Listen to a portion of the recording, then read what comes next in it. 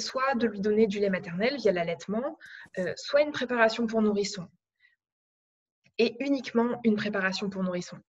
C'est absolument indispensable. On ne peut pas du tout se permettre de donner autre chose qu'un lait, soit du lait maternel qui est fait pour le bébé, et voilà, si ça fonctionne, c'est très bien, ou alors une vraie préparation pour nourrisson. Il ne faut surtout jamais, jamais, jamais donner du lait en brique, que ce soit du lait d'animal ou du lait végétal.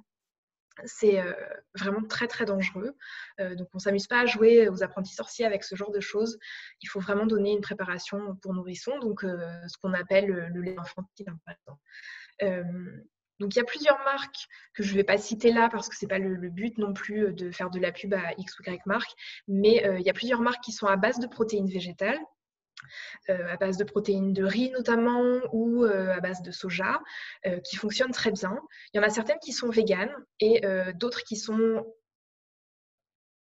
probablement pas végétariennes non plus, parce que la vitamine D peut être issue d'huile de poisson. Enfin, non, pas la vitamine D, le DHA qui est dedans peut être issu d'huile de poisson. Bref, il y a pas mal de facteurs qui font que même si les protéines qui sont utilisées dedans sont des protéines végétales, elles ne seront pas forcément véganes, mais au moins ce ne sera pas à base de lait animal. Donc après, c'est à chaque parent de faire le choix qui est cohérent par rapport à leurs moyens, à leur famille. Ces laits à base de protéines végétales, souvent, ils sont très chers. Et ça reste malgré tout un frein quand on a besoin de ces préparations pour nourrissons. Il y a certaines boîtes qui coûtent 30 € ou 40 € la boîte de lait, et dans un budget familial, ça peut vite chiffrer.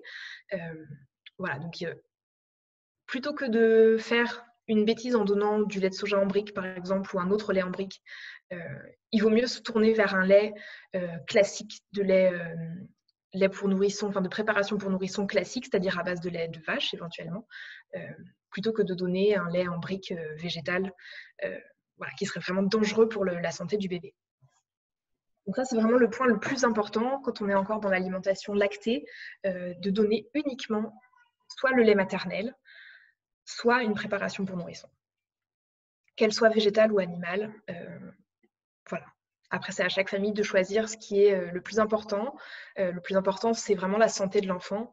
Donc, si l'allaitement n'est pas possible, la préparation pour nourrisson, végétale ou animale, ça n'a pas d'importance. Elles sont toutes vraiment très réglementées, et les apports ce qui va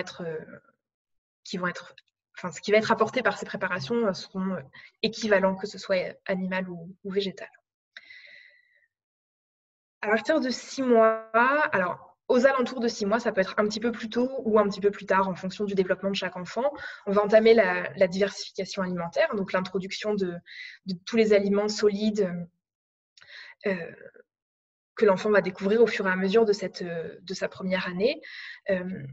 Et pour ça, quand on est végétarien, il va y avoir un certain nombre de points d'attention qui sont assez similaires finalement avec l'alimentation de tous les bébés, mais sur lesquels c'est vraiment important de faire attention quand on est végé. Tout d'abord, c'est d'éviter de donner trop d'aliments riches en protéines.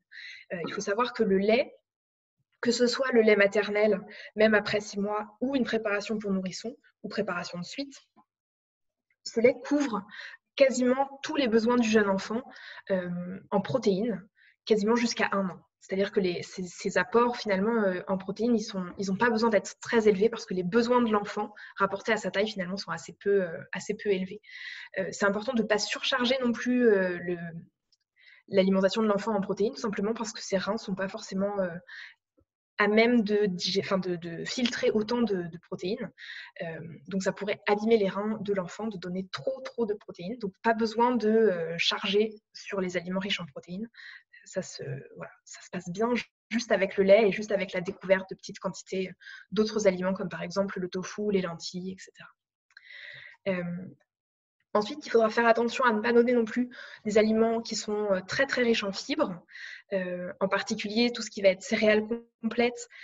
On va plutôt privilégier dans un premier temps les céréales bleutées ou blanches, donc qui vont avoir un bon apport en minéraux et en vitamines, mais beaucoup moins de fibres. C'est intéressant de consommer ces céréales-là quand on est plus grand, justement pour la satiété que ça apporte, mais pour les tout petits, la satiété, c'est-à-dire la sensation de ne plus avoir faim, que l'enfant va ressentir, va être beaucoup trop importante, et surtout beaucoup trop précoce. Et donc le risque, ce serait que l'enfant ne mange pas suffisamment, et donc pas à sa faim, mais juste il a plus faim parce qu'en fait il a mangé trop de fibres et il a l'estomac rempli trop vite. Donc on va éviter dans un premier temps de donner par exemple des céréales complètes, on va plutôt alterner des céréales blanches et des semi-complètes. Pareil pour les légumineuses, on va plutôt choisir celles qui sont dépelliculées, c'est-à-dire plutôt les lentilles corail au départ, les pois cassés, et puis petit à petit introduire d'autres légumineuses comme les pois chiches. On peut facilement enlever la peau des pois chiches. Bon, ça prend un petit peu de temps, mais au départ, vu les quantités qui sont mangées, c'est pas forcément gênant. Et puis petit à petit introduire d'autres légumineuses qui vont être un petit peu plus riches en fibres, mais voilà, au fur et à mesure que l'enfant sera en capacité de les digérer. C'est intéressant aussi de tester d'autres formes de légumineuses. Par exemple, ça existe sous forme de flocons ou sous forme de farine. Et donc là, la satiété va être un petit peu différente et c'est intéressant aussi d'avoir ces aliments-là qui changent. Autre point important, évidemment, toujours ajouter une source de matière grasse de qualité. Les besoins de l'enfant, globalement, son énergie vient pour moitié de la matière grasse. Donc, il y en a une bonne partie déjà qui vient du lait, que ce soit du lait végétal ou du lait maternel. Ces matières grasses de qualité, on va les retrouver par exemple dans les purées d'oléagineux, donc par exemple la purée de sésame ou la purée d'amande, mais également dans les huiles qu'on peut ajouter dans les purées ou qu'on peut ajouter dans l'alimentation en général de l'enfant. Donc les huiles comme par exemple l'huile de colza, l'huile de lin aussi, qui vont être des huiles riches en oméga 3 et qui sont intéressantes. Ça peut tout à fait s'alterner avec les autres huiles de la maison. Si vous consommez régulièrement de l'huile d'olive, c'est également des huiles qui sont intéressantes à ajouter dans l'alimentation de l'enfant chaque jour. Voilà, une petite cuillère à café, par exemple, dans la purée, ça permet d'avoir un apport supplémentaire en matière grasse. Et c'est vraiment important pour le développement de l'enfant, hein, de son système nerveux, etc., de son cerveau. C'est vraiment, vraiment important. Et puis, c'est aussi le moment où on va commencer la supplémentation en vitamine B12. Donc, soit sous forme de comprimés qu'on va écraser et donner avec les doses que vous pouvez retrouver normalement sur la fiche, soit sur la fiche bébé, soit sur la fiche qui est consacrée à la vitamine B12 qu'on a sur le site de l'AVF. Et puis, évidemment, continuer la supplémentation en vitamine D, qui correspond à la recommandation pour tous les enfants, hein, ce n'est pas spécifique aux végétariens. Pour ce qui est de l'alimentation de l'enfant, donc là, à partir un petit peu plus grand, à partir de 3 ans, l'enfant a une alimentation qui ressemble de plus en plus à celle de l'adulte, mais on va simplement adapter les quantités. Donc, on va continuer à apporter des matières grasses de qualité. On ne va pas s'inquiéter sur les protéines parce que globalement, l'alimentation des enfants est très riche en protéines et souvent trop riche en protéines. Donc, il n'y a pas besoin de trop en faire à ce niveau-là. Si on intègre régulièrement toutes les familles d'aliments végétaux, on a rapidement assez de protéines sans avoir à trop s'en inquiéter. Ça implique tout de même de consommer régulièrement toutes les familles d'aliments végétaux, c'est-à-dire des fruits, des légumes, bien sûr, mais également des céréales et des légumineuses, des noix, des graines, etc. Des algues aussi, éventuellement. Au niveau de l'apport en fibres, on va avoir une thématique un petit peu similaire que pour les bébés, c'est-à-dire qu'en fonction de l'appétit de l'enfant et est-ce que c'est un gros mangeur ou pas, il peut rapidement arriver à satiété s'il a des aliments qui sont très très riches en fibres. Et donc c'est intéressant dans ce cas-là d'alterner éventuellement des céréales semi-complètes ou complètes, mais aussi éventuellement des céréales blanches si c'est un enfant qui a un peu de mal à manger des quantités suffisantes.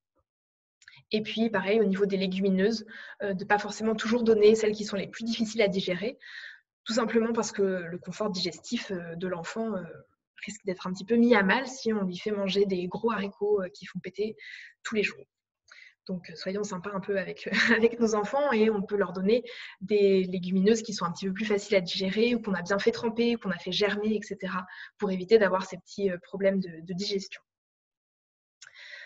Donc, ces fibres, elles sont aussi importantes pour la régulation du transit. Il y a beaucoup d'enfants à cet âge-là qui sont constipés, qui vont avoir du mal à aller aux toilettes quand ils arrivent à l'école, par exemple, et qui du coup vont développer des constipations plus ou moins chroniques. Avoir un apport régulier en fibres et une hydratation suffisante, ça aide vraiment à éviter ce problème qui est quand même fort désagréable.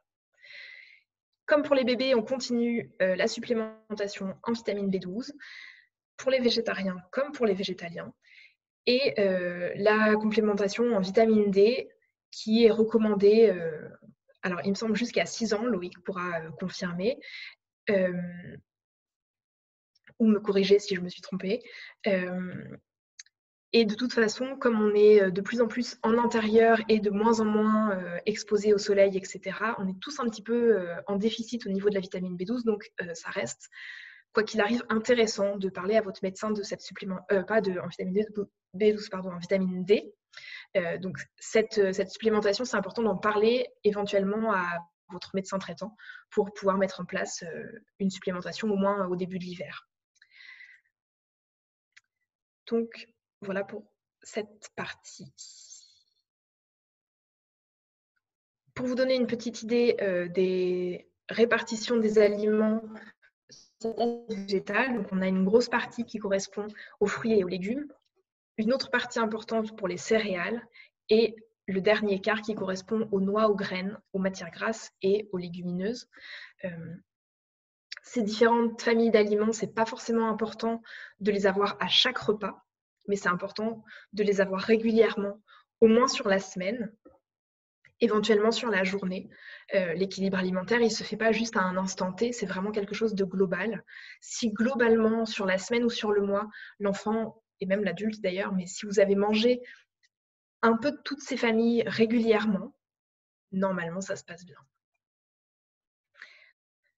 Et les quantités ne sont pas fixes. Ça dépend aussi de votre appétit, ça dépend aussi de la saison, ça dépend aussi de ce qui vous fait envie. Il y a des enfants très souvent qui passent par des périodes où ils vont manger plein de légumes ou plein de fruits ou qui vont vouloir manger que des pâtes. Bon, c'est pas idéal, mais c'est pas la fin du monde.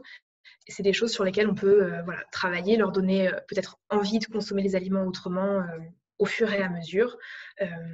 Je vais en parler après dans la dernière partie avec quelques idées de recettes, de choses qu'on peut faire avec les enfants pour essayer de leur faire manger un petit peu plus de légumes ou pour essayer de les impliquer un petit peu plus dans le temps du repas. Voilà, pour avoir un petit peu plus de facilité à diversifier leur alimentation. Globalement, sur cette partie-là, les choses importantes à retenir, c'est vraiment pas d'inquiétude à avoir au niveau des protéines. On en mange assez pour la plupart d'entre nous, même quand on est végétalien. C'est important tout de même de faire en sorte d'intégrer régulièrement des céréales et des légumineuses, des noix, des aliments qui sont riches en protéines, comme par exemple le tofu. Mais il n'y a pas d'inquiétude à avoir sur le fait qu'un enfant pourrait manquer de protéines. Il faudrait vraiment vouloir le faire exprès pour qu'un enfant manque de protéines. Des fruits et des légumes au maximum, du cru, du cuit. C'est des aliments que les enfants peuvent apprécier facilement s'ils sont colorés, rigolos, etc. Il y a plein de possibilités et si c'est juste un petit peu planifié, l'alimentation végétale des enfants, elle se passe très bien. Et voilà, je vais laisser Loïc prendre la suite pour la partie un petit peu plus médicale de ce que peuvent nous dire les autorités de différents pays sur l'alimentation végétale des enfants.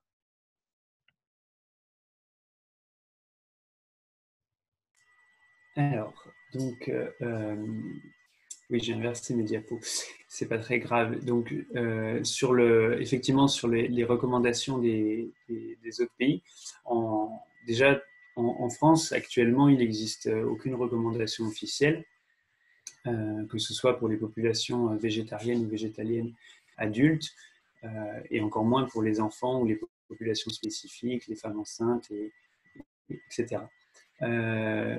En France, la seule chose qui existe actuellement, c'est le groupe francophone d'hépatogastro-entérologie et nutrition pédiatrique qui a publié des recommandations l'année dernière dans lesquelles il déconseille l'alimentation végane pour les enfants, il donne des conseils de suivi, mais globalement leur position est contre ce type d'alimentation. Et donc dans la diapo que vous avez à l'écran, j'ai essayé de synthétiser un peu les recommandations dans les différents pays qui ont statué sur la question. Donc en particulier les États-Unis et le Royaume-Uni qui sont assez en avance sur la question, qui ont établi des recommandations assez claires, alors en anglais. Il y a le Canada, où en particulier la Société canadienne de pédiatrie, qui depuis 2010 a publié des recommandations assez intéressantes qu'on peut trouver gratuitement et en libre accès sur Internet, qui sont en français pour le coup, et qui ont été réactualisées en 2018. Voilà, il y a donc un certain nombre de pays qui s'accordent à dire qu'une alimentation végétarienne, y compris végétalienne, peut être saine, adéquate sur le plan nutritionnel, et ce, quel que soit l'âge et la période de la vie. Il y a quelques pays qui déconseillent ce type d'alimentation, et en particulier pour les enfants.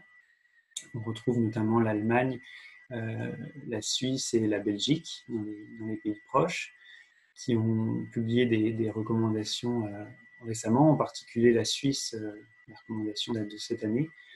Mais ils déconseillent, la Suisse en particulier, déconseille ce type d'alimentation sans pour autant dire qu'elles sont pas possibles. Ils ont d'ailleurs un certain nombre de recommandations et de conseils pour les parents qui voudraient quand même ce type d'alimentation pour leurs enfants, qui sont assez précis, assez détaillés, avec des exemples de menus, etc.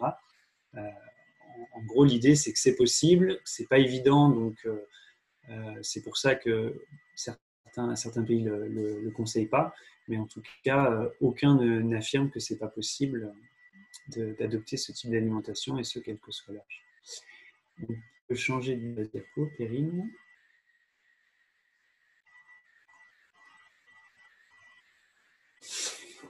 Alors, au niveau de la santé, pour rentrer un petit peu plus dans les détails, les études, alors c'est souvent, on manque encore malgré tout d'études en nutrition, et en particulier sur les enfants, et en particulier sur les enfants végétaliens, tout simplement parce que c'est des études de cohorte où on va en fait suivre un certain nombre de personnes pendant un temps donné, et plus il y a de personnes qui sont recrutées, plus les cohortes sont importantes, plus on arrive à avoir des résultats qui sont significatifs et à pouvoir affirmer des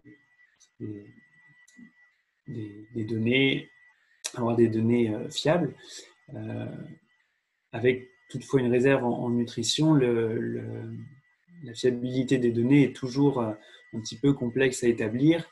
C'est souvent en fait, on arrive à avoir des liens, des coïncidences, des correspondances entre tel et tel événement, mais c'est toujours compliqué d'affirmer que telle ou telle donnée est liée à tel ou tel facteur alimentaire. C'est vraiment très complexe à ce niveau-là. C'est le problème de toutes les études en nutrition, pas seulement dans ce domaine-là. Néanmoins, ce qu'on observe dans les études, c'est que la croissance des enfants végétariens ou omnivores est similaire. Il n'y a pas vraiment de différence. Chez les enfants lacto-ovo-végétariens, donc qui mangent des œufs et du lait, les courbes de croissance sont tout à fait superposables. Dans certaines études, chez les enfants végétaliens, on observe une taille et un poids plus petit, mais qui restent tout à fait dans les courbes de croissance standards pour autant. Voilà. Les études qui se sont intéressées aux apports énergétiques et nutritionnels montrent qu'ils sont globalement similaires dans les populations végétariennes ou végétaliennes. On remarque qu'il y a moins d'obésité. Souvent, c'est des enfants dont les parents ont des habitudes alimentaires plus saines, et donc on observe moins de problèmes d'obésité dans ces populations-là. Et également, sur le moyen et le long terme, des habitudes alimentaires qui sont meilleures. Et on peut imaginer que c'est des populations qui plus tard auront moins de problèmes de santé, de maladies cardiovasculaires, de diabète, etc. On n'a pas encore assez de recul sur les cohortes, mais c'est ce qu'on peut imaginer au vu des données qu'on a. Voilà. Et puis, peut-être un petit mot sur le fer. Là aussi, on redoute souvent des carences en fer quand on arrête la viande en particulier, le poisson. Euh, Là également, il n'y a pas de différence au niveau du statut en fer. Les réserves sont un petit peu plus basses, mais restent dans les normes. Et l'anémie par carence en fer, euh, on n'en retrouve pas plus chez les végétariens, chez les végétaliens que chez les omnivores. Voilà, donc ça permet de faire la transition sur les quelques points de vigilance. Perrine a déjà un petit peu abordé toutes ces thématiques-là. Je me permets de réinsister sur l'allaitement maternel pour les nourrissons, qui est vraiment l'aliment qui leur correspond le plus. Alors, sous réserve que la mère, si elle est végétalienne, prenne de la vitamine B12 et des apports en acides gras, en particulier oméga 3, suffisants, et une alimentation équilibrée. Son lait sera vraiment l'aliment à la fois le plus économique, le plus sain et le plus adapté aux nourrissons. Et ça, quel que soit le type d'alimentation. Donc les préparations pour nourrissons, Perrine en a déjà bien parlé, je ne vais pas revenir dessus. Sur le début de la diversification, l'intérêt d'avoir des aliments qui sont riches en fer pour le nourrisson, quand on va diminuer un petit peu la quantité de lait maternel ou de préparation pour nourrisson. Pour les enfants et les adolescents dans les phases de croissance, là aussi une importance sur le fer. Également la vitamine B12, mais on en a parlé, et puis la vitamine D. Actuellement, ce qui est recommandé, c'est une supplémentation quotidienne pour les enfants jusqu'à 5 ans, mais la recommandation, elle est pour toutes les populations d'enfants, qu'ils soient végétariens, végétaliens ou omnivores, puisque l'apport en vitamine D de l'alimentation est assez réduit, hors aliments enrichis. Et ça va être surtout lié à l'exposition au soleil. Et après 5 ans, reste recommandé, en particulier pour les populations qui sont assez peu exposées au soleil, d'avoir des apports en vitamine D. Alors, en général, ça se fait plutôt sous forme d'ampoules, 2 à 3 fois pendant l'hiver. Et c'est des recommandations qui sont aussi valables pour les femmes enceintes et les femmes allaitantes. C'est en fait toutes les populations qui sont les plus à risque de carence en vitamine D. Et puis, je ne l'ai pas noté sur la diapo, mais je reviens sur les oméga 3, on pourra en reparler plus en détail. J'ai vu qu'il y avait une question à ce sujet, et en particulier le rapport oméga 3 sur oméga 6. Les oméga 3 qui vont être contenus dans l'huile de colza, les noix, l'huile de lin également, sont vraiment très importants pour les végétariens et les végétaliens, étant donné qu'il n'y a pas d'autres sources d'oméga 3, en particulier les oméga 3 dits à longue chaîne qu'on trouve dans le poisson. Donc c'est vraiment important, et en particulier pour les enfants, d'avoir des sources d'oméga 3 de façon très régulière et suffisante. Voilà, je vais repasser la parole à Perrine, et puis après on pourra revenir sur toutes les questions que vous avez. Merci Loïc. Alors, pour terminer, on va faire une petite partie bien pratico-pratique dans cette période où on a les enfants à la maison, pour la plupart d'entre nous, avec quelques idées de recettes faciles à faire avec les enfants. Donc des recettes potentiellement pour justement les faire participer, que le temps des repas soit un petit peu plus relax, parce que c'est souvent un moment où il y a beaucoup de choses qui cristallisent en termes de tension, de jeu de pouvoir, surtout avec les petits enfants qui vont tenter des trucs un petit peu avec leurs parents, et voilà, ça peut vite devenir l'enfer. Donc voilà, quelques idées de recettes qui sont tirées d'un certain nombre de livres que j'ai à la maison et que je pourrais vous montrer à l'écran si vous voulez voir la couverture, pour aller les emprunter ou les demander à la bibliothèque une fois qu'elles auront ouvert. Alors, est-ce qu'on peut cuisiner avec un enfant à côté? Eh bien, bon courage, moi j'ai beaucoup de mal. Une des options, c'est de cuisiner côte à côte. Donc, par exemple, trouver une activité que l'enfant va pouvoir faire pendant que le parent cuisine, ou en tout cas pendant que l'adulte cuisine. Par exemple, faire des transvasements. Vous pouvez lui donner 2 petits pots et puis des lentilles sur un plateau pour voilà, passer d'un pot à l'autre. Ça peut occuper un enfant pendant pas mal de temps. Si vous avez la chance d'avoir une cuisine qui donne sur un petit extérieur, de mettre l'enfant dehors avec de l'eau pour faire la même chose. Transvaser de l'eau d'un verre à l'autre, c'est pareil, ça peut occuper pas mal, surtout les petits. Et quand ils sont un petit peu plus grands, on peut commencer à cuisiner ensemble. Et alors, ça va prendre plus de temps et ça va mettre plus de bazar, mais je pense qu'il faut réussir à lâcher prise sur ces éléments-là pour réussir à cuisiner ensemble. Et donc à trouver des tâches que l'enfant va pouvoir réaliser lui-même en fonction de ses capacités, en fonction de son âge et surtout en toute sécurité. Alors, il y a plusieurs choses qui sont assez rigolotes à faire pour les petits. Par exemple, appuyer sur le bouton marche-arrêt du robot. Évidemment, toujours sous la supervision d'un adulte. Mais il y a des enfants que ça fait beaucoup rigoler d'appuyer sur le bouton pour mixer, par exemple, pour préparer un houmous ou quelque chose comme ça. D'avoir ce rôle vraiment primordial dans la préparation, ça les valorise et ça leur donne vraiment envie par la suite de goûter ce qu'ils ont fait. On peut aussi leur proposer de découper les aliments mous avec un couteau peu affûté. Par exemple, le couteau à beurre, c'est excellent pour ce genre de choses. Donc, par exemple, les bananes qui sont bien mûres ou d'autres fruits. On va arriver dans une saison où on a pas mal de fruits qui sont aqueux et qui sont faciles à couper, comme les pêches, les abricots. Bon, c'est pas encore tout de suite, j'ai très envie, donc j'en parle. Donc, ces différents fruits, ils vont être faciles à découper pour l'enfant qui va pouvoir faire l'expérience du coup de participer à la préparation, que ce soit d'un gâteau ou d'un smoothie ou quelque chose comme ça. C'est aussi quelque chose qu'on peut faire avec les légumes qui sont faciles à découper ou qui vont se casser juste sous la pression du couteau, comme par exemple les champignons ou des courgettes pour mettre dans un plat où c'est pas grave s'ils ne sont pas tous la même taille. Donc si vous préparez une soupe ou un plat de type ragoût, voilà, d'avoir l'enfant vous aider à découper les légumes, ça peut vraiment lui donner envie de participer et puis surtout de manger après, parce qu'il aura participé à la fabrication du plat. On peut aussi donc proposer aux enfants de mélanger les ingrédients quand on fait un gâteau, donc avec une grande cuillère.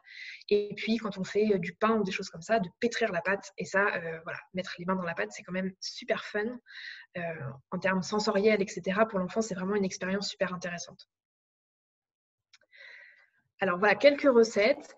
Donc celle-ci, c'est des pancakes moelleux. Donc vous pouvez soit faire des captures d'écran, soit vous pourrez retrouver de toute façon le PowerPoint dans l'événement Facebook, on va le remettre pour que vous puissiez récupérer les recettes si vous voulez. Donc celle-ci est tirée du livre Veggie Kid de Sophie Cottarel, Marie Laforêt et Ophélie Véron. Alors, je l'ai mis juste là. Je ne sais pas si vous pouvez voir à l'écran ou pas. Je vous montre la couverture du livre. Voilà. Et donc, l'intérêt de cette recette, c'est que justement, les enfants vont pouvoir mélanger facilement. Ce n'est pas des recettes qui sont très demandeuses en termes de précision. Donc, les petits vont pouvoir bien mélanger. Et puis, quand ils sont un peu plus grands, qui commencent à comprendre le principe de la balance, de calculer, de transvaser justement la farine d'un pot à l'autre, ils vont pouvoir faire les mesures eux-mêmes. Et du coup, accéder à la préparation du plat avec leurs parents. Et puis évidemment, on va pouvoir tous manger après, tous ensemble, et ça, c'est quand même la partie la plus rigolote. On a ensuite, du coup, un pâté végétal qui vient du même livre.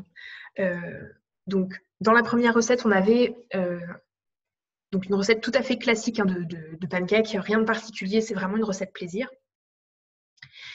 Là, on a une recette qui va inclure notamment des graines de tournesol, donc qui sont très intéressantes au niveau des apports en acides gras, et puis en minéraux divers et variés qu'il va y avoir dedans. Et également des champignons qui peuvent être des légumes qui font un petit peu voilà, faire la moue aux enfants. Ça peut être l'occasion de leur faire découvrir une autre manière de manger des champignons. Et donc avec une recette rigolote à faire ensemble en mettant en marche le robot, etc. Donc il y a toujours des parties à faire par les adultes. Hein. Ce n'est pas des choses que les enfants vont pouvoir faire complètement en autonomie. L'idée, c'est vraiment de faire ensemble et de partager un bon moment dans la cuisine avec un plat qu'on pourra ensuite manger avec plaisir. Donc, dans la lignée de cette recette de pâté végétal, on a ensuite le principe de la tartine. En ce moment, on n'a pas forcément super envie de faire des plats hyper élaborés. Si vous faites du pain ou si vous avez une boulangerie à côté où vous pouvez acheter du pain régulièrement, faire une tartine sur laquelle vous allez mettre un peu de tout et n'importe quoi, c'est un bon moyen justement de faire découvrir d'autres aliments aux enfants, mais d'avoir un plat qui est pas long à préparer, pas compliqué à mettre en œuvre. Les enfants peuvent mettre eux-mêmes les choses sur la tartine s'ils en ont envie. C'est l'occasion aussi de faire parler un petit peu votre créativité et de mélanger des couleurs si vous en avez envie, etc. Donc, il y a pas mal de choses qu'on peut faire avec ce principe de la tartine et qui est globalement plutôt bien apprécié par les enfants parce que ça change un petit peu de ce qu'on peut manger habituellement. Une autre recette vraiment très chouette à faire, et donc ça peut se faire tant avec la panisse, donc la farine de pois chiche, qu'avec la polenta. Le principe étant de faire cuire donc la farine de pois chiche avec de l'eau.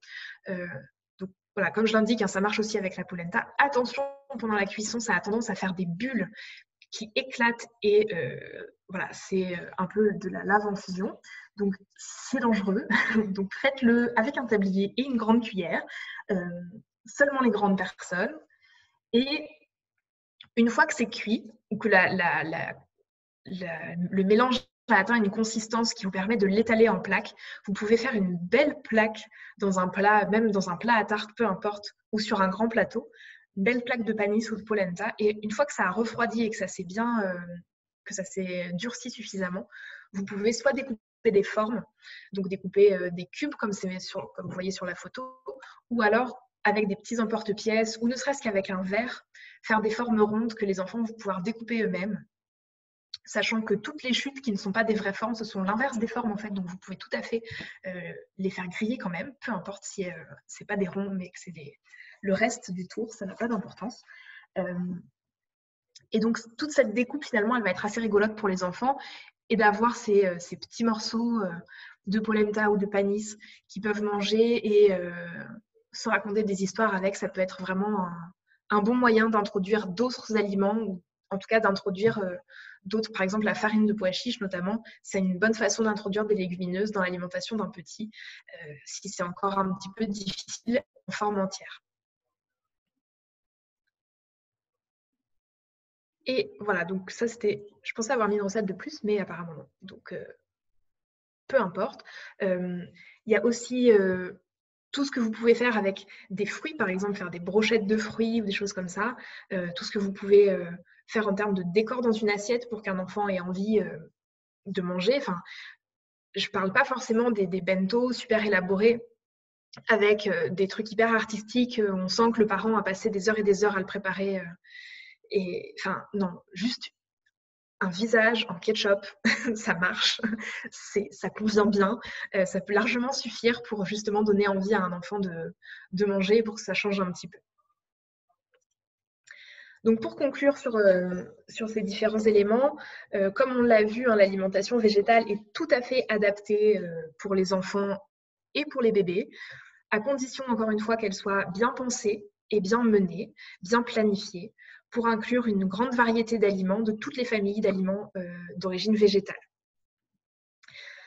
Et puis, voilà, je pense que le point vraiment important dans cette période un petit peu particulière, pour s'éviter encore plus de stress sur le temps du repas, moi, mon conseil, c'est vraiment tant que c'est possible, d'essayer de sortir du cadre, c'est-à-dire sortir de table, sortir de l'heure du repas, tant pis, ça n'a pas d'importance, et trouver un autre moment, en fait, ou un autre moyen de passer à table, c'est-à-dire pique-niquer par terre dans le salon. Alors, ça marche moyen si vous avez de la moquette, mais tous les autres types de sols, ça peut le faire. Préparer un plateau avec des bonnes choses à grignoter, un peu comme un apéritif, mais vous proposez plutôt que des chips, des choses plutôt saines. Ça peut être des petits morceaux de légumes, ça peut être des petits dés de polenta ou de panisse comme on a vu juste avant, ça peut être une tartine avec des champignons grillés, etc. Il y a mon fils qui veut descendre. Bah, viens si tu veux, Lolo, c'est pas grave. Oui. Voilà, c'est le travail à la maison en période de confinement. Voilà. Par contre, il ne faut pas parler. Hein. Oui, aussi. Il n'y a pas de chips. Non, c'est fini. Et je termine, d'accord? Je termine.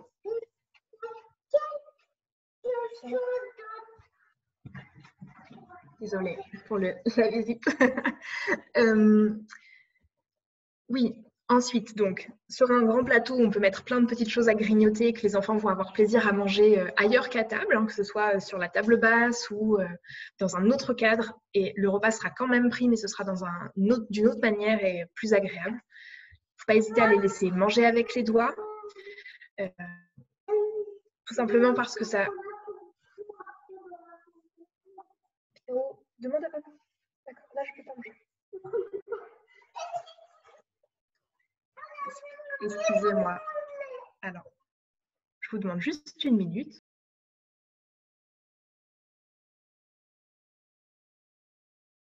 Du coup, je vais en profiter.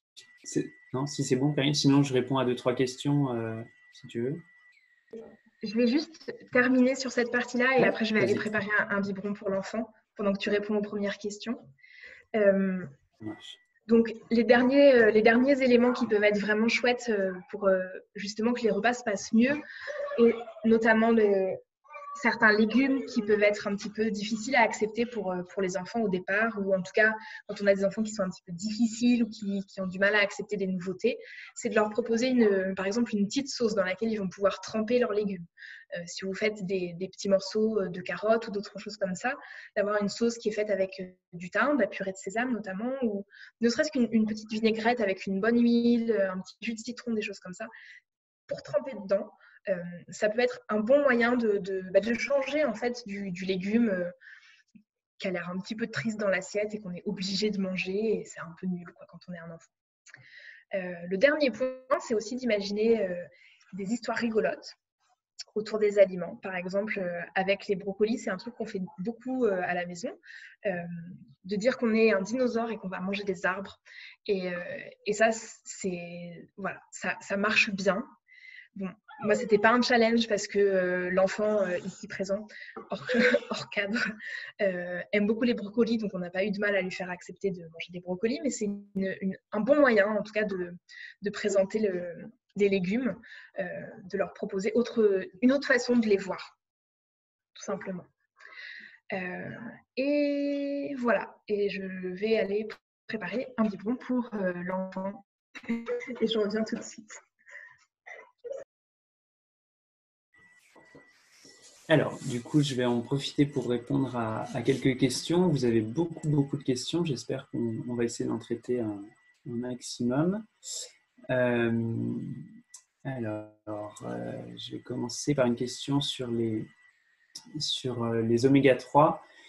Donc, il y a une question de Thibaut sur les apports en EPA-DHA, donc, qui sont les oméga 3 à chaîne longue dont je vous parlais tout à l'heure, qui sont présents, qu'on retrouve dans le poisson, qu'on retrouve aussi dans certaines algues. Donc, il nous demande qu'en est-il des apports en EPA-DHA des bébés qui n'ont pas l'équipement enzymatique pour les synthétiser à partir des oméga 3 comment les complémenter correctement. En fait, on n'est pas rentré dans les détails sur les oméga 3, mais les aliments végétaux qu'on a cités, l'huile de lin, l'huile de colza, les noix, etc., contiennent des oméga 3 à chaîne courte, qui sont ensuite synthétisés dans l'organisme en oméga 3 à chaîne longue pour une petite partie d'entre eux. Et ce qui va être surtout important en fait pour que cette transformation fonctionne, c'est d'avoir suffisamment d'oméga 3 par rapport aux oméga 6 dont on parlait tout à l'heure. Les oméga 6, on va les trouver notamment dans l'huile de tournesol, dans l'huile de pépins de raisin, dans l'huile de maïs et dans un certain nombre d'aliments, les noisettes, les noix, les amandes plutôt. Les noix, c'est surtout des oméga 3. Donc en fait, l'idée, c'est plus de retourner vers une balance oméga 3, oméga 6 qui soit correcte et qui soit le plus, d'avoir vraiment beaucoup d'oméga 3, enfin, d'augmenter les oméga 3. Les oméga 6, c'est des acides gras qui sont aussi essentiels, mais on en consomme beaucoup et on en consomme trop, et en particulier chez les végétaliens et les végétariens. Donc, il faut vraiment essayer d'apporter des oméga 3 dans son alimentation. L'huile de colza, on peut l'utiliser aussi pour la cuisson. Si on ne chauffe pas trop, si on ne va pas jusqu'à faire fumer de l'huile, on peut l'utiliser en cuisson, il n'y a aucun souci. Il faut vraiment avoir ces sources d'oméga 3, que ce soit pour les enfants ou pour les adultes, parce que c'est indispensable pour l'organisme. Je vais prendre une autre question. Donc, je vais prendre la question de Priscilla en même temps, qui demandait si on conseillait des gélules d'oméga 3 pour les enfants. Alors, il n'y a pas de recommandation très précise. Il y a quelques sociétés savantes qui conseillent pour les populations à risque des oméga 3 de prendre des compléments sous forme d'algues, des algues sous forme de compléments, pardon, qui sont du coup riches en EPA et en DHA. C'est pas très clair. Moi, le conseil que j'aurais surtout, c'est vraiment d'introduire dans l'alimentation quotidienne, que ce soit la vôtre ou celle de vos enfants, des sources d'oméga 3. Et la question des gélules n'est pas vraiment tranchée. Alors, une question sur les vitamines, la vitamine B12, la vitamine D, pour un enfant qui consommerait quotidiennement des œufs et des produits laitiers. Est-ce qu'il doit avoir les mêmes apports en B12 qu'un enfant végétalien? Alors, a priori, si l'enfant consomme des produits laitiers quotidiennement, voire des œufs quotidiennement, le risque de manquer de B12 est très limité. Donc, le rationnel du conseil de se supplémenter en vitamine B12, c'est qu'une supplémentation n'est pas délétère, contrairement à un déficit.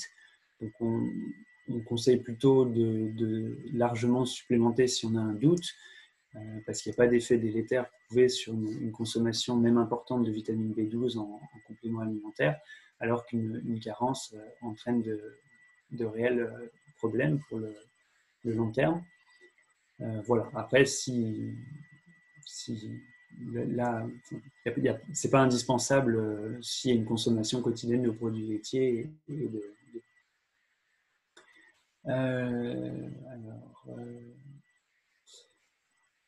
donc il y avait une question de Camille sur les aliments, les ingrédients enrichis en vitamine B12. C'est bien des aliments qui sont des produits qui sont transformés et dans lesquels on a rajouté de la vitamine B12. La vitamine B12, elle est produite par des micro-organismes, donc elle n'est pas d'origine animale, mais c'est pas les produits où il y a un taux de B12 naturellement élevé, ils existent pas, où c'est de la B12 qui n'est pas suffisamment assimilable comme on peut trouver dans les algues. Actuellement, on n'a pas vraiment de source de B12 végétale qui soit vraiment bien fiable. C'est pour ça qu'on conseille soit des aliments enrichis, qui sont effectivement des aliments transformés, soit des supplémentations sous forme de compléments. Je ne sais pas si... Je vais continuer un petit peu pendant que Erin s'occupe de l'enfant. Alors, vous avez pas mal de questions sur le soja, sur les controverses qu'il peut y avoir sur le soja qui ne serait pas recommandé pour les femmes enceintes, qui ne serait pas recommandé pour les jeunes enfants. Je vous invite à lire, je vais vous mettre le lien. La commission a statué, a répondu un petit peu sur le soja, sur son... Si j'y arrive. On a fait tout un article détaillé sur le soja sur le site de l'Association végétarienne de France, que je vous mets en lien dans la discussion, que je vous invite à lire. Très, très rapidement, pour les enfants, n'y a pas de problème. La Société canadienne de pédiatrie notamment et l'Association américaine de pédiatrie ont validé l'innocuité du soja.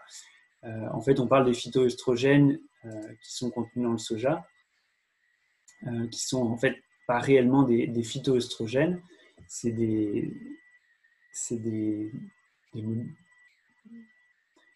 en fait, c'est des modulateurs qui vont agir au niveau de l'œstrogène, mais qui sont dans l'alimentation. Et si on a une alimentation de soja qui est dans le cadre d'une alimentation équilibrée et régulière, il n'y a aucun souci à se faire au niveau de la quantité de ces phytoœstrogènes. D'ailleurs, on en trouve dans un certain nombre d'autres végétaux, les céréales, certains oléagineux, la graine de lin notamment. On pourrait envisager qu'il y ait des problèmes pour quelqu'un qui consommerait uniquement du soja, mais ce n'est pas recommandé, bien évidemment. Et le soja n'est pas non plus indispensable dans le cadre d'une alimentation végétarienne ou végétalienne. C'est un aliment intéressant qui est riche en protéines, mais il n'est pas du tout indispensable. Alors, je regarde.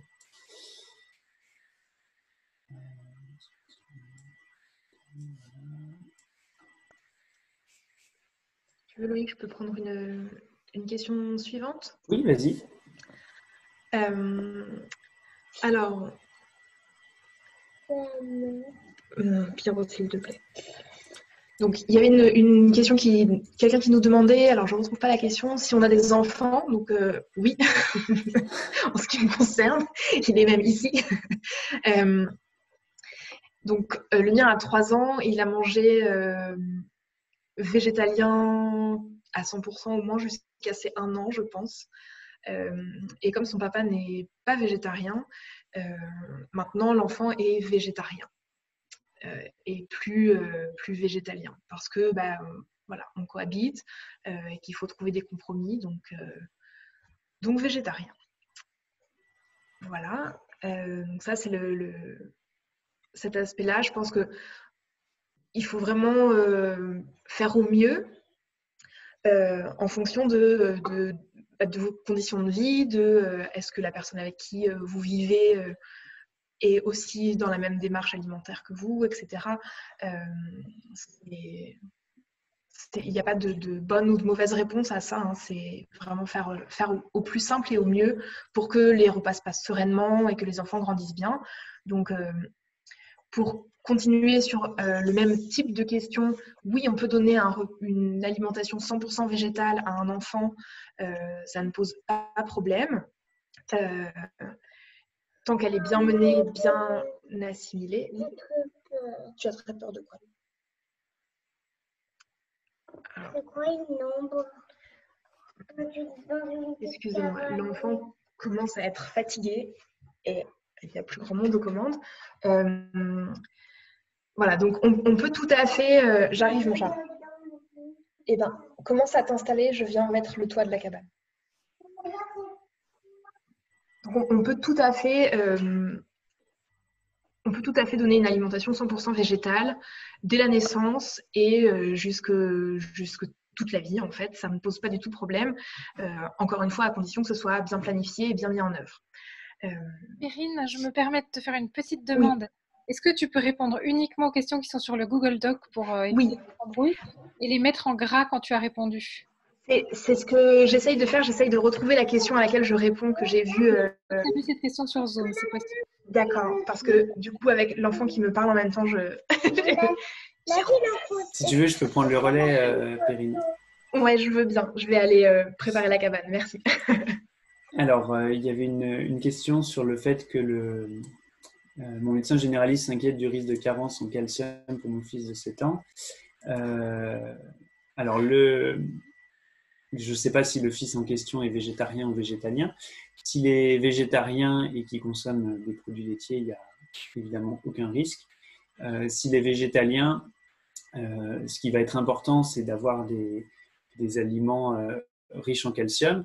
Et il n'y a pas uniquement le lait, qui est un aliment riche en calcium, mais c'est loin d'être le seul. D'accord, il est végétalien. Donc, il y a déjà dans les boissons végétales, que ce soit à base de soja ou d'autres céréales ou d'autres légumineuses, il en existe des enrichis en calcium qui vont avoir le même taux de calcium que le lait. Si vous ne voulez pas consommer de produits de ce type qui sont des produits transformés, on trouve du calcium dans beaucoup d'aliments, en particulier on en trouve dans les amandes, on en trouve dans les figues séchées, on en trouve dans l'eau aussi, l'eau du robinet. Alors ça dépend les villes, ça dépend les endroits, mais l'eau du robinet est une source de calcium également. Un certain nombre de légumes aussi vont être riches en calcium. Donc on est toujours dans l'idée d'une alimentation variée et diversifiée qui du coup va être riche en calcium, et en sachant que les recommandations actuelles en France, qui sont autour de 1000 mg par jour, nous paraissent très élevées. On n'a pas parlé de comment étaient établies des recommandations nutritionnelles, mais très schématiquement, on va définir un besoin moyen d'après les études, mais il n'y a pas toujours beaucoup de sources derrière qui permettent de définir ce besoin. On définit le besoin moyen et on rajoute deux écarts types pour être sûr de couvrir le maximum de personnes. Et donc on arrive à des doses qui peuvent être très importantes. Dans les études, ce qu'on a, c'est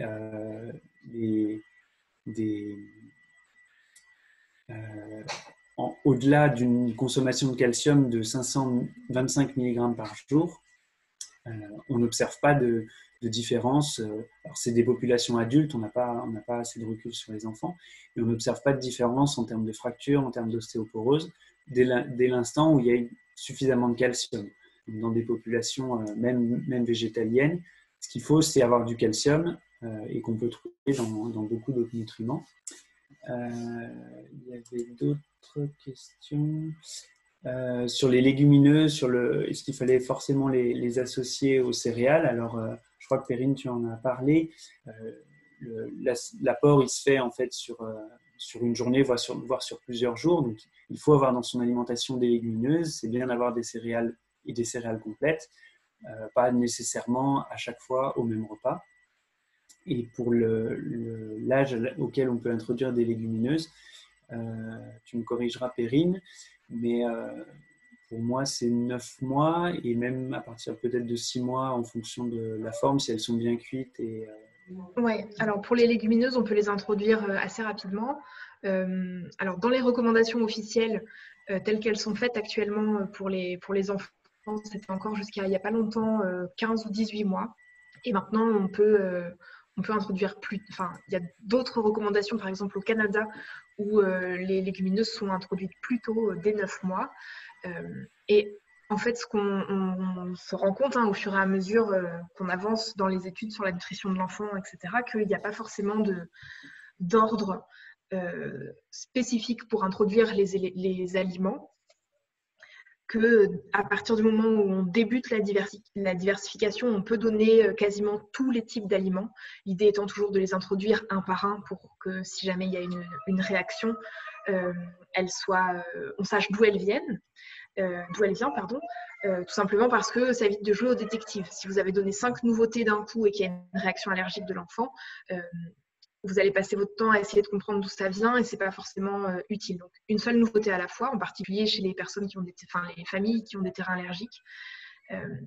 Mais au-delà de ça, on peut tout à fait introduire rapidement toutes les familles d'aliments végétaux chez l'enfant, à condition que la forme soit accessible à ses capacités, tant de mastication que de sa posture, etc. Donc un enfant qui commence la diversification autour de 4-5 mois, c'est-à-dire vraiment très très tôt, donc c'est toujours 4 mois révolus, c'est le début du 5e mois au minimum, au plus tôt, on va lui proposer plutôt des légumineuses donc dépelliculées, parce que c'est celles qui vont avoir le moins de fibres et qui vont être le plus digestes, et puis sous des formes qui vont être faciles à manger, donc par exemple en purée ou des choses comme ça.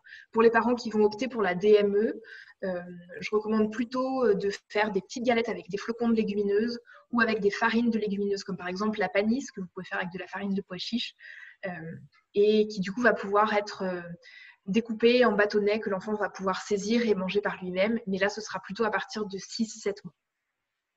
Donc ça, voilà, c'est des choses qu'on peut faire, qu'on peut introduire dès très tôt. Il n'y a pas de contre-indication. Il y avait justement, Perrine, une question sur les purées et les farines oléagineuses. Priscilla demandait si elles perdaient leurs nutriments à la cuisson et s'il fallait les consommer crus. Si tu veux répondre. Alors, les purées d'oléagineuses, c'est-à-dire tout ce qui est purée d'amandes, purée de cacahuètes, etc., tous ces aliments-là, il vaut mieux les donner crus, tout simplement parce que ça va éviter de dénaturer les vitamines ou les acides gras qui vont être dedans. Aussi parce que c'est plus facile de les mettre à la fin d'une cuisson dans une purée. Donc, comme quand on ajoute une matière grasse, finalement, on l'ajoute à la fin, au moment où on va donner la nourriture à l'enfant. C'est la même chose avec les purées d'oléagineux. Donc oui, pour l'introduction des oléagineux, notamment, on ne donne pas des amandes entières à un tout petit. Hein, c'est une évidence, mais c'est important de le rappeler. Sous forme de purée, ça marche très bien. Donc ça peut être juste un peu de purée d'amande sur un morceau de fruit, par exemple, que l'enfant va pouvoir sussauter et manger la purée d'amande, ou alors introduit dans une purée ou autre, pour que l'enfant puisse bénéficier justement de tous les bons nutriments qu'il va y avoir dans les purées, type purée d'amande. Alors la purée d'amande, ça coûte très cher, mais la purée de sésame notamment, c'est vraiment une purée d'oléagineux qui est très intéressante, qui est riche en calcium, qui est très nutritive et qui fait partie des moins chères. Donc celle-ci, je la recommande plus facilement que les autres qui vont coûter beaucoup plus cher. Et on n'est pas dans une conférence sur la cuisine, mais si vous avez un mixeur qui tient la route, ce que je vous conseille, des amandes, du sésame, enfin tous les oléagineux, vous les achetez entiers et vous faites vos purées vous-même. C'est beaucoup moins cher. Ça marche très bien. C'est vrai. Mais il faut avoir quand même un mixeur qui tient la route parce qu'il peut vite chauffer et refuser après, faire grève. Il faut le faire en plusieurs étapes, le laisser reposer. Voilà, c'est ça. Il faut avoir un petit peu de temps. C'est une solution. Alors, je vais enchaîner. Il y avait Andrew qui nous a posé plusieurs questions sur la réticence des généralistes sur le végétalisme. Alors, pourquoi ils sont réticents? Je ne peux pas répondre à la place de l'ensemble des généralistes de France. J'ai quelques idées quand même. C'est que on n'est pas formé. En médecine générale, pendant la formation en médecine, d'une façon générale, on n'a pas de formation, une formation en nutrition très, très rapide et on n'apprend pas du tout la nutrition végétarienne ou végétalienne, d'où une certaine réticence à ce qu'on ne connaît pas et une réticence qui peut être légitime et compréhensible dès l'instant où on n'est pas formé et que on a appris qu'il fallait manger de la viande, du poisson et des produits laitiers et des œufs pour être en bonne santé. Et c'est aussi pour ça qu'au sein de l'Association végétarienne de France, on essaye d'informer et de former les professionnels de santé. Parce que même de bonne volonté, si on leur a toujours dit qu'il fallait consommer des produits animaux, c'est normal qu'ils vous conseillent d'en manger et qu'ils soient inquiets si vous arrêtez d'en manger. Donc, ce qui peut être conseillé aussi à vous en tant que patient, c'est d'essayer de dire aux professionnels de santé auxquels vous êtes confrontés, de leur poser des questions, de leur dire que vous avez entendu d'autres informations. Nous, on est tout à fait prêts à leur répondre et à discuter avec eux. En tant que médecin généraliste, moi j'ai fait ma thèse d'exercice sur la création d'une fiche d'information sur l'alimentation végétarienne pour les médecins généralistes, justement dans cette optique de les former. Actuellement, il y a un autre interne qui va passer sa thèse très prochainement sur la création d'un site internet pour former les médecins et les professionnels de santé en général sur cette thématique. Donc, on peut espérer que ça va bouger dans les années qui viennent. Et j'enchaîne avec une deuxième question sur le fait que les pays ne se prononcent pas. D'Andrew, toujours sur le... est-ce que c'est des lobbies industriels? Alors, c'est une question qu'on peut se poser, et en particulier avec les recommandations les plus récentes qui sont sorties au Canada en 2019, où les instances de Santé Canada se sont affranchies des lobbies qui habituellement participent toujours aux recommandations, et là, ils ne leur ont pas ouvert la porte. Et les recommandations qui sont sorties de cette réflexion-là sont il faut consommer des aliments riches en protéines. Les produits laitiers sont présentés dans les aliments riches en protéines, mais ils ne sont plus dans une catégorie à part, comme c'était le cas jusqu'alors dans toutes les recommandations quasiment nationales et internationales. Et ces produits laitiers ou alternatives, c'est aliments protéinés et non pas viande, œufs et poissons. Donc on peut se demander s'il n'y a pas un peu de ça dans les recommandations. Les recommandations, elles sont aussi beaucoup basées sur la culture d'un pays. D'un pays à l'autre, les recommandations vont varier en fonction des habitudes culturelles. Et puis, il y a certainement aussi le principe de précaution, parce qu'on manque encore de recul pour certaines alimentations, et en particulier pour certaines populations. Je ne sais pas si tu as d'autres questions sur lesquelles tu veux enchaîner, Perrine. Alors, je voulais juste revenir sur la partie de pourquoi est-ce que les diététiciens peuvent être réticents à l'idée d'une alimentation végétale. Donc, tu as répondu à la partie sur les médecins, sur la partie sur les diététiciens. Pourquoi? Alors, globalement, c'est pour la même raison, c'est-à-dire que on n'est pas formé à ces questions-là, ça ne fait pas partie des programmes au départ. Voilà, comme le dit Gwenaëlle dans le chat, effectivement, le programme est encore assez peu ouvert au végétarisme et au végétalisme. Et il y a une raison très simple à ça, c'est que le programme de BTS diététique, notamment, se base sur les recommandations de santé publique et les recommandations officielles françaises. Et tant qu'il n'y a pas de recommandations officielles françaises pour les végétariens et les végétaliens, ça ne sera pas inclus dans le programme de BTS. C'est aussi une formation qui n'a pas été mise à jour depuis très longtemps et qui aurait bien besoin d'un grand dépoussiérage. Donc voilà, c'est des choses sur lesquelles les associations professionnelles de diététiciens nutritionnistes travaillent. Actuellement, il y a au niveau de l'ANSES un groupe de travail qui a été constitué pour l'élaboration de recommandations spécifiques pour les personnes qui excluent tout ou partie des aliments d'origine animale de leur alimentation, donc c'est-à-dire, en termes plus simples, les végétariens et les végétaliens. Et une fois que ce groupe de travail aura rendu sa copie, on peut espérer que de nouvelles recommandations donc, verront le jour pour les végétariens et les végétaliens, et puis surtout que ces recommandations seront incluses dans le programme de BTS. Alors voilà, Christina a dit qu'effectivement, elle a reçu un cours sur le végétarisme et sur le végétalisme. Encore une fois, ça dépend des écoles, parce que en fonction des écoles, les programmes peuvent changer. Vous avez un référentiel qui peut évoluer en fonction de la structure dans laquelle vous suivez vos cours.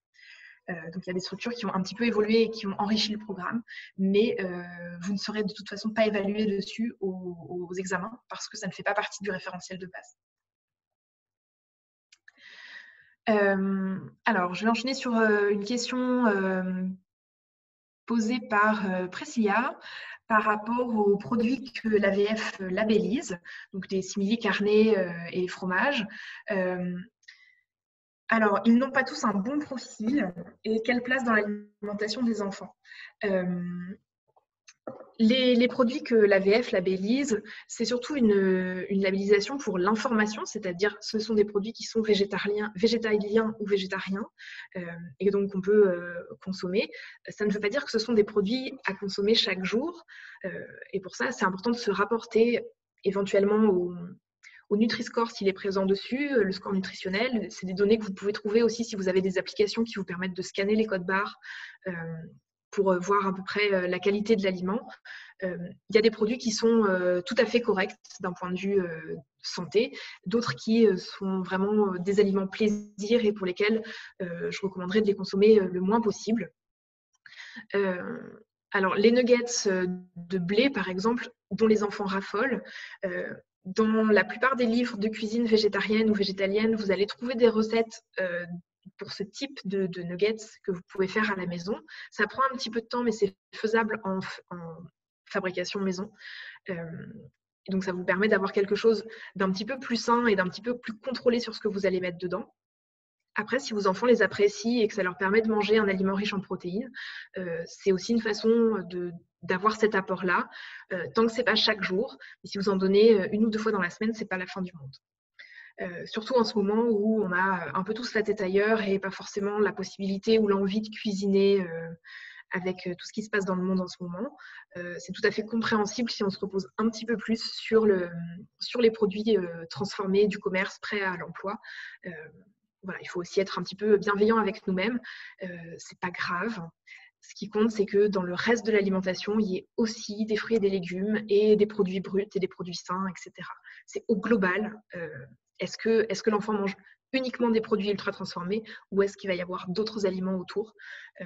Voilà, on peut tout à fait manger des nuggets de blé une fois de temps en temps avec des bons légumes à côté. Et même si on les mange avec des frites, c'est pas grave. On mangera mieux demain. Un petit message pour vous dire simplement qu'on va arrêter de prendre des nouvelles questions parce qu'il est bientôt 22h. On devait terminer cette conférence à 22h. Peut-être qu'on va terminer un petit peu plus tard. Mais si on veut permettre à Perrine et Loïc de traiter les questions qui sont en attente, on va malheureusement devoir clôturer la prise de questions. On organisera d'autres conférences par la suite si c'est souhaité. Merci, Elodie. Alors, je vais essayer de reprendre à peu près les questions autour de l'enfance parce que c'était l'objectif aussi de la conférence. Donc, on va retraiter de toute façon les questions plus généralistes dans les prochaines conférences. On va garder, voilà, on recense toutes vos questions dans un document séparé et on les traitera à nouveau dans les conférences suivantes si on n'y a pas répondu aujourd'hui. Voilà, donc sur l'alimentation des enfants. Alors, voyons voir. Donc, une question de Mathieu. Il n'y a pas de contre-indication pour les bébés du moment que le bébé est allaité ou nourri avec un lait végétalien adapté, lait infantile. Non, effectivement, il n'y a aucune contre-indication allaité ou nourri avec un lait, une préparation pour nourrisson. Voilà, on peut être végétalien à ce niveau-là. Tant que effectivement la maman ou la personne qui allaite en tout cas a une supplémentation en vitamine B12 et des apports suffisants en général, c'est-à-dire si l'allaitement est fait dans une situation où la maman n'est pas dénutrie. Donc c'est assez rare dans nos contrées, mais voilà, ça peut arriver. Mais sinon, on peut tout à fait être végétalien avec un bébé peut être végétalien avec le lait maternel et ensuite ou un lait adapté. Donc toujours évidemment une préparation pour nourrisson faite à base de protéines végétales et pas un lait en brique. J'insiste beaucoup dessus, pas parce que je suis particulièrement pro-lait artificiel, mais juste on ne prend pas de risque, on donne un lait adapté.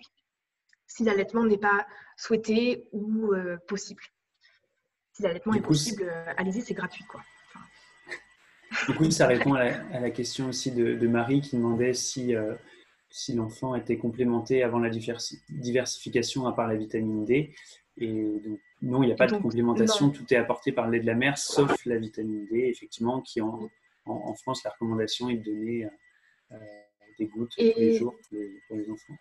Également la vitamine K, qui est donnée normalement à la maternité au départ. Oui. Voilà. Mais ça, c'est pareil, c'est pour tous les bébés, donc ça ne change rien qu'on soit végétalien ou pas. Alors, il y avait une question également sur jusqu'à quel âge est-ce qu'on donne du lait infantile. J'essaye de la retrouver. Oui. Alors, au moins jusqu'à 1 an. Si possible, plus tard. Jusqu'à 3 ans, ce n'est pas forcément nécessaire. Mais voilà, au moins jusqu'à 1 an. Et en sachant que l'allaitement, c'est pas pareil. Si c'est un allaitement maternel qui est choisi, c'est au moins jusqu'à 6 mois de façon exclusive. Et il peut être continué jusqu'à 1 an et il peut être continué au-delà tant que la mère et l'enfant le veulent. C'est ça. Tant que la mère et l'enfant sont d'accord, il n'y a pas de souci, on peut continuer à allaiter, le lait est toujours nourrissant. Et il s'adapte. Et il s'adapte en fonction de l'âge. S'il y a un petit frère ou une petite sœur qui arrive entre-temps, c'est tout à fait aussi possible de continuer l'allaitement tant pendant la grossesse qu'après avec le deuxième enfant. Le co-allaitement, ça fonctionne bien. Après, bon, c'est une gymnastique, donc ça, je vous renvoie vers des associations de soutien à l'allaitement qui auront plus d'informations à vous donner là-dessus, mais c'est tout à fait possible. J'ai connaissance de mamans justement qui allaitent 2 enfants à la fois et qui ont un sein attribué à chaque enfant en quelque sorte, et finalement la qualité du lait est un petit peu différente dans chaque sein pour s'adapter à l'âge de chacun des enfants.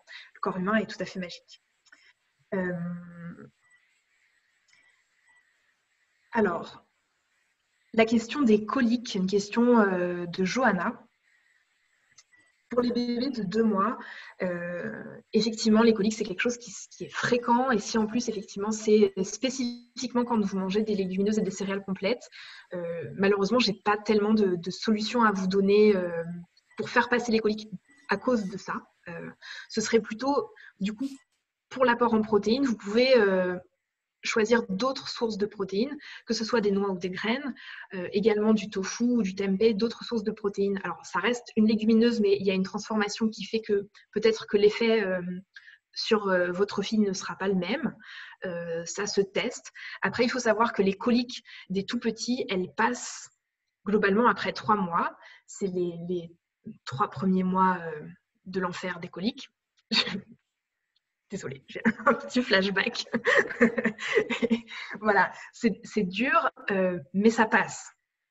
Et il y a d'autres sources de protéines végétales, que ce soit des noix, des graines, du tofu, du tempeh, du seitan. Il y a d'autres possibilités. Pour le fer, pareil, vous pouvez tabler sur d'autres sources de fer. Je vous renvoie vers la fiche fer qui est sur le site de l'AVF. Vous avez différentes sources de fer qui sont proposées. Et notamment des sources qui ne viennent pas des légumineuses, donc ça vous donnera quelques idées. Et du coup, je vais rebondir sur... il y a eu plusieurs questions sur l'assimilation du fer, du zinc, du calcium pour les bébés. Alors, effectivement, on n'est pas rentré dans ces détails-là, mais le fer le fer d'origine végétale est un petit peu moins bien absorbé. Le zinc, il y a aussi cette histoire d'absorption pour d'autres raisons que le fer, mais on n'a pas vraiment le temps de rentrer dans les détails. En tout cas, ce qui est conseillé, c'est d'augmenter un petit peu les apports en fer et en zinc par rapport aux populations non végétaliennes. Mais dans les études, ce qui ressort, c'est qu'il n'y a pas tellement plus de carences pour autant. Et le calcium, on en a parlé. Ce qui peut aider pour l'assimilation du fer, alors ça va être surtout plus pour les enfants ou pour les femmes enceintes ou allaitantes, de différer la consommation de thé, de café, des repas riches en fer et de consommer des fruits qui sont sources de vitamine C et d'acide qui favorisent l'absorption du fer. Alors, une question aussi sur la purée de cacahuètes, à partir de quel âge? Alors, s'il n'y a pas de terrain allergique dans la famille, on peut tout à fait en donner rapidement après le début de la diversification alimentaire, c'est-à-dire autour de 6-7 mois, pas forcément au tout début, ce serait pas forcément intelligent de l'introduire en premier, mais il n'y a pas de raison de ne pas l'introduire. Ce qu'on a constaté, c'est que plus on retarde l'introduction de la cacahuète, plus les enfants développent des allergies sévères. Donc, autant l'introduire rapidement, je vous dirais, entre 8 et 9 mois, ça va. Par contre, choisissez bien de la purée de cacahuètes nature, c'est-à-dire pas un beurre de cacahuète en tant que pâte à tartiner qui va être sucré et salé avec du gras rajouté, etc. Prenez bien une purée de cacahuètes nature. Alors, c'est un petit peu âpre à consommer comme ça, comme la plupart des purées d'oléagineux, donc n'hésitez pas à la mélanger à autre chose, que ce soit dans un plat salé. Ça marche très bien, par exemple, avec des patates douces et des blettes. ou alors dans des plats sucrés, de la mettre avec une compote de pommes ou autre chose. Il y a plein de possibilités. Alors, une dernière question sur la DME. Donc, ce qu'on appelle la DME, c'est la diversification menée par l'enfant. Donc, est-ce qu'il y a des éléments spécifiques à prendre en compte ou à surveiller pour une diversification en DME pour un bébé vegan? Question de Mylène. Ce qui va être à surveiller, c'est comme pour tous les enfants, c'est-à-dire que la courbe de poids et la courbe de croissance sont bien harmonieuses. C'est vraiment le marqueur du fait qu'il y a quelque chose qui ne se passe pas bien. Un enfant qui mange suffisamment, c'est aussi un enfant qui est de bonne humeur, qui est joyeux, etc. Donc, on remarque assez vite s'il y a quelque chose qui ne va pas à ce niveau-là. Il faut savoir aussi qu'en DME, dans les premiers temps, il y a plus de nourriture en dehors du bébé que dans le bébé.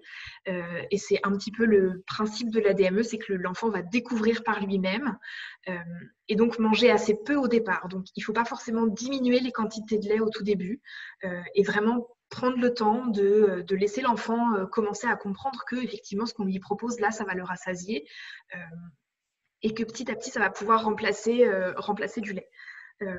Donc ça va être le plus important. Attention, ça c'est vraiment des choses de base de la DME, c'est pas spécifique au végétalisme, mais attention aux aliments ronds ou sphériques ou de forme type saucisse, de bien les couper pour pas que la forme puisse obstruer les voies respiratoires, si jamais il y avait une fausse route, de faire en sorte que l'enfant n'ait pas accès à des aliments tant qu'il n'est pas capable de se tenir bien droit, c'est important qu'il ait un tonus du tronc et du cou suffisant pour maintenir du coup le trajet entre la bouche et l'estomac bien linéaire et bien dégagé, justement pour éviter qu'il y ait des fausses routes. Si vous avez un enfant qui est tordu dans son siège et bien soutenu par le siège et pas assis par lui-même, il n'est pas du tout temps de commencer la DME à ce moment-là. Donc ça va vraiment être les points de vigilance les plus importants. Après, en termes d'aliments, on peut vraiment lui proposer une grande variété d'aliments, à condition de les introduire un par un, de privilégier les aliments qui sont riches en protéines, qui sont surtout riches en fer, donc c'est un peu les mêmes que ceux qui sont riches en protéines. Et puis de choisir des aliments qui vont être adaptés en termes de texture. Donc attention aux cuissons ou à la maturité des fruits aussi, pour éviter justement que tout soit écrabouillé dans les mains de l'enfant. Et alors, est-ce que la personne peut couper le partage d'écran, s'il vous plaît?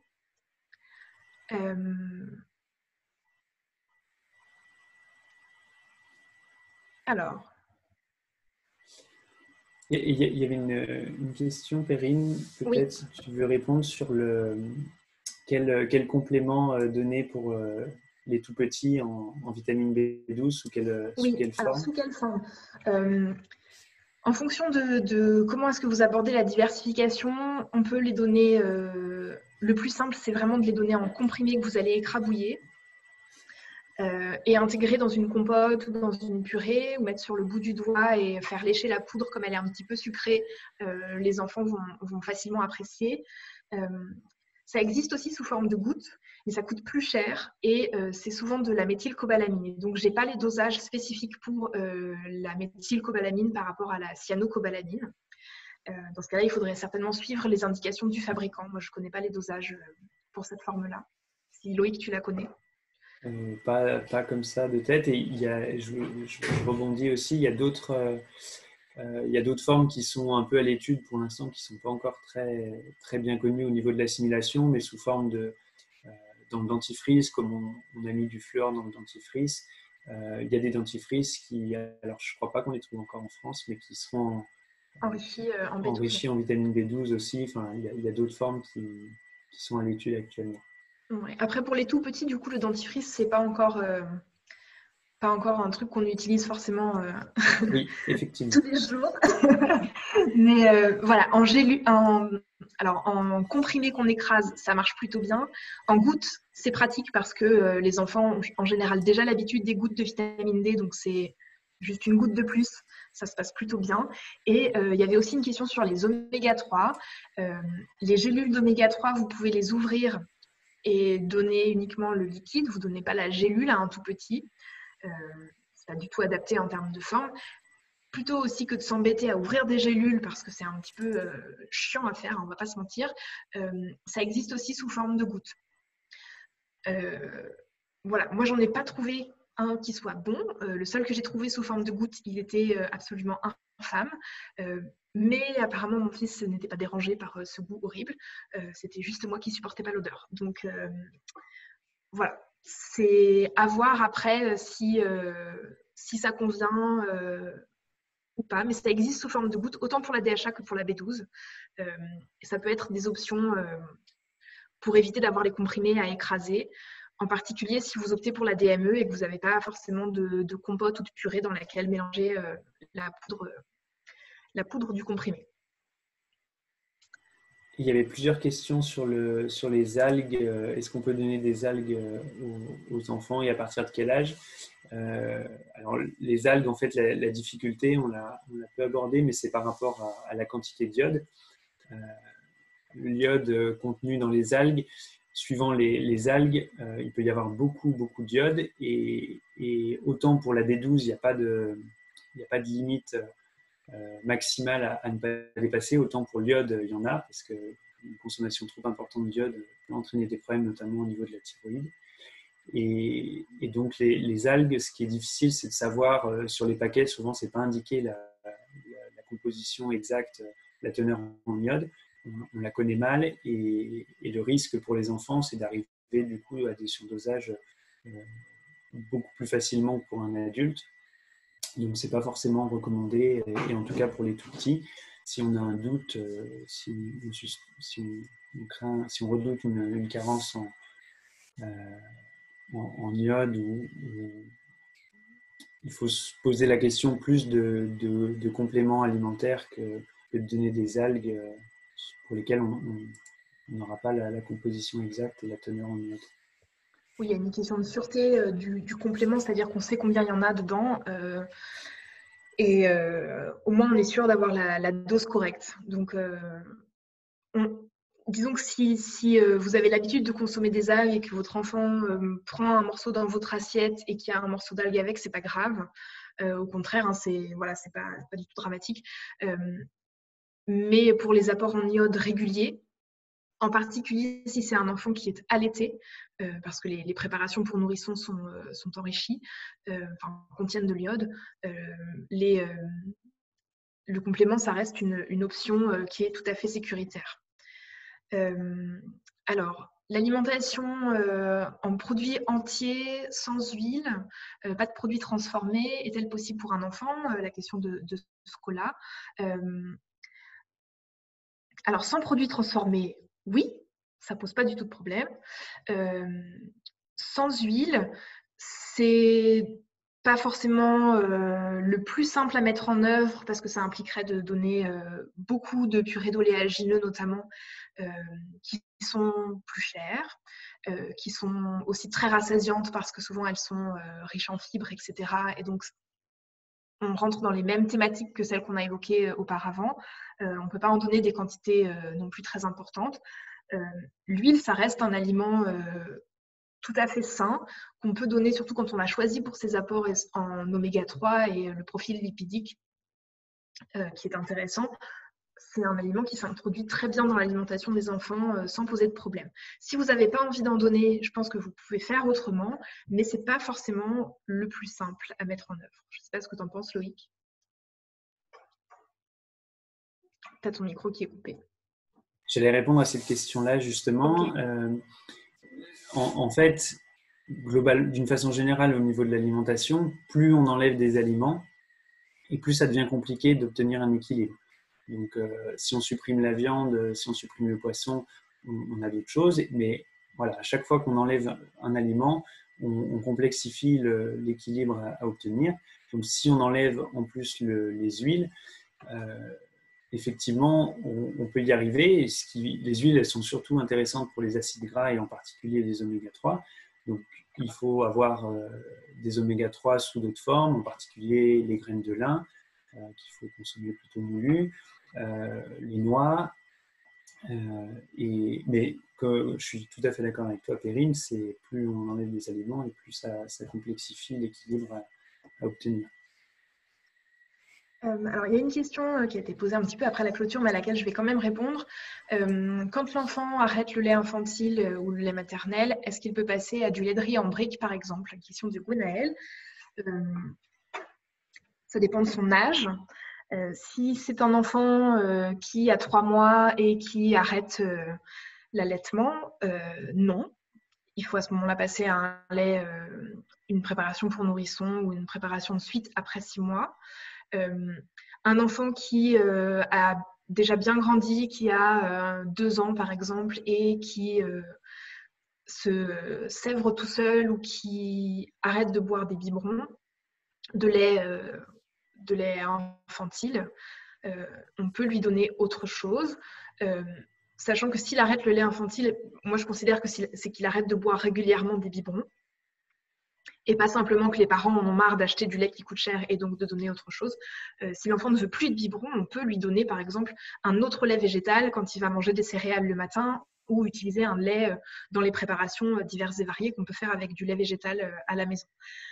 Par contre, si c'est un enfant qui consomme encore des biberons et qui a encore besoin de beaucoup de lait parce que son alimentation, le reste de son alimentation n'est pas forcément suffisant pour couvrir tous ses besoins, là il vaut mieux rester sur un lait une préparation pour nourrisson, une préparation de suite. Le lait de croissance, ce n'est pas forcément indispensable, mais au moins la préparation de suite. Et puis, le lait de riz, moi, je ne suis pas fan. Souvent, c'est un lait qui contient très peu de protéines, qui est sucré. Dans beaucoup de cas, il y a du sucre qui est rajouté dedans. C'est peut-être pas le meilleur lait végétal que vous puissiez trouver pour l'alimentation des enfants. Je pencherais plutôt pour le lait d'avoine, par exemple, ou le lait de soja qui est le moins cher et que vous pouvez trouver en version sans sucre ajouté, etc. Et donc, qui correspond à ce que vous pouvez donner à un enfant qui a grandi et qui veut mettre du lait dans ses céréales. Voilà pour ça. J'insiste bien sur le fait que le plus longtemps possible, on donne ou du lait maternel ou une préparation de suite, préparation pour nourrisson, tout simplement parce qu'on risque vraiment d'exposer l'enfant à des carences nutritionnelles si on lui donne trop tôt du lait végétal en brique.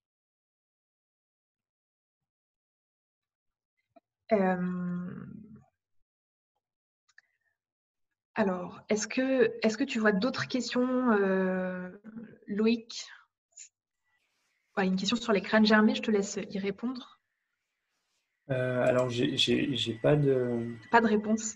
J'ai pas de réponse très claire. A priori, je vois pas de problème pour les graines germées, puisque c'est une façon d'améliorer la biodisponibilité des nutriments qui sont contenus dedans. Donc, il faut juste qu'il n'y ait pas de risque de fausse route pour l'enfant, donc qu'il ne soit pas trop petit. Mais après, sinon, en intégrer dans l'alimentation, pourquoi pas. Voilà. Alors, en cru, effectivement, il faut que l'enfant puisse les mâcher correctement parce que ça reste relativement difficile à réduire en bouillie juste avec la langue et les gencives. Donc, plutôt quand l'enfant est capable de mastiquer correctement. Après, moi, sur les graines germées, c'est plus une question d'hygiène, par exemple, à la maison. Est-ce que ces graines germées ont été suffisamment rincées régulièrement? Les graines germées, ça pousse vraiment dans un environnement qui est propice au développement des micro-organismes. C'est humide, généralement il fait un petit peu chaud parce que c'est au bord d'une fenêtre. Donc c'est parfait pour avoir tout un tas de microbes super sympas qui se développent là-dedans. Donc si la culture des graines germées que vous faites à la maison est pas suffisamment stricte sur l'hygiène, moi je vous déconseillerais de les donner à un enfant en bas âge. En tout cas pas avant 1 an. Voire plus tard si votre enfant est un peu fragile de la digestion. Voilà, c'est plus sur ce point-là. Après, si c'est des graines, par exemple, que vous utilisez, que vous faites germer des lentilles pour les intégrer ensuite dans une préparation cuite pour qu'elles soient plus digestes, là, vous avez une cuisson qui va permettre de rétablir un critère d'hygiène correct. Donc là, à ce moment-là, ça ne pose pas de problème. Oui, je suis d'accord.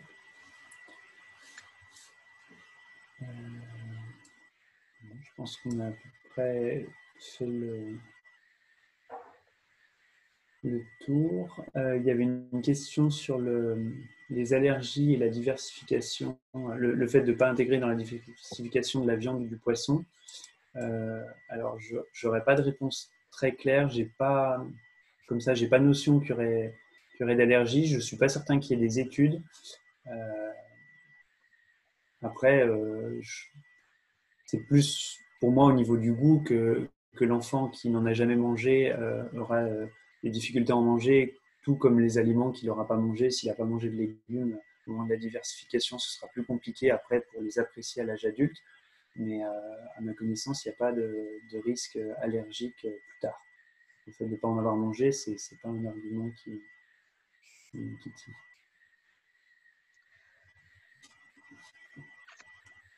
Ok, je pense qu'on a fait à peu près le tour de toutes les questions. Si jamais vous avez d'autres questions, n'hésitez pas à les envoyer éventuellement